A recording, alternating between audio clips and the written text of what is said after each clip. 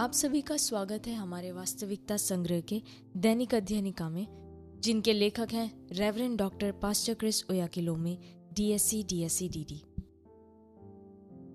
आज है 25 मार्च 2026। आज के संदेश का शीर्षक है विजय की एक घोषणा।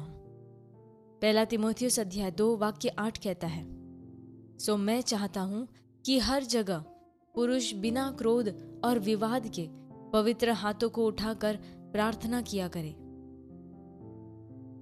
बाइबल हमें हाथ उठाकर प्रार्थना करने की शिक्षा देती है।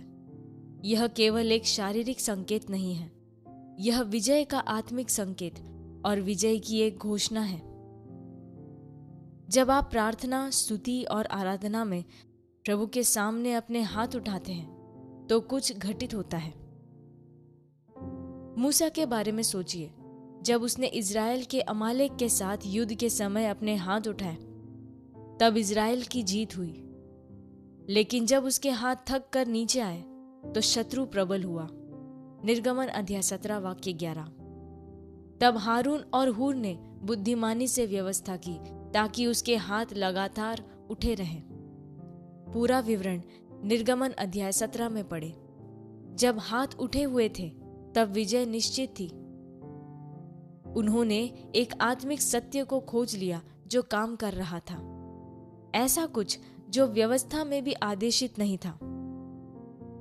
फिर नए नियम में प्रेरित पौलुस हमारे प्रारंभिक पद में उसी सत्य की पुनः घोषणा करता है। प्रार्थना में हाथ उठाना आपके आत्मा को दैवीय प्रेरणा, सामर्थ और शक्ति के लिए खोल देता है। इस समय आप जिन भी चुनौतियों का सामना कर रहे हो उससे कोई फर्क नहीं पड़ता। संभव है यही वह बात हो जो आप निरंतर नहीं कर रहे। समय समय पर प्रार्थना करते हुए अपने हाथ उठाइए, विश्वास में उन्हें उठाइए, यह दिखाते हुए कि आप जयवंत हैं। कभी कभी प्रार्थना करते समय परमेश्वर का आत्मा आपको किसी विशेष दिशा में हाथ बढ़ाने के लिए प्रेरित कर सकता है। यह आत्मिक है। याद रखिए, एलीशा ने राजा से कहा था, पूर्व की खिड़की खोल और तीर छोड़ दे। दूसरा राजा अध्याय 13 वाक्य 17। यह एक भविष्यवाणी पूर्ण कार्य था जिसका आत्मिक महत्व था। उसी प्रकार जब आप प्रार्थना में अपने हाथ उठाते हैं तो आप आत्मिक क्षेत्र में विजय को कार्यान्वित करते हैं। यह विजय की घोषणा है। हाथ उठाकर प्रार्थना करते हुए आत्मा के द्वारा शब्द बोलिए, यह जानते हुए कि मसीह यीशु में आप सदा के लिए विजय हैं। हालेलुया। हम प्रार्थना करें।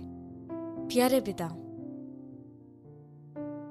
मैं प्रार्थना की सामर्थ्य और विश्वास में आपके सामने अपने हाथ उठाने के आशीष के लिए आपका धन्यवाद करता हूं,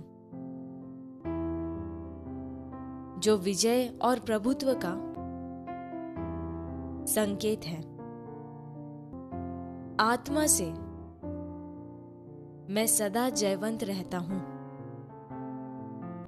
मैं सामर्थ, साहस और निरंतर विजय में चलता हूं। यीशु के नाम में आमीन।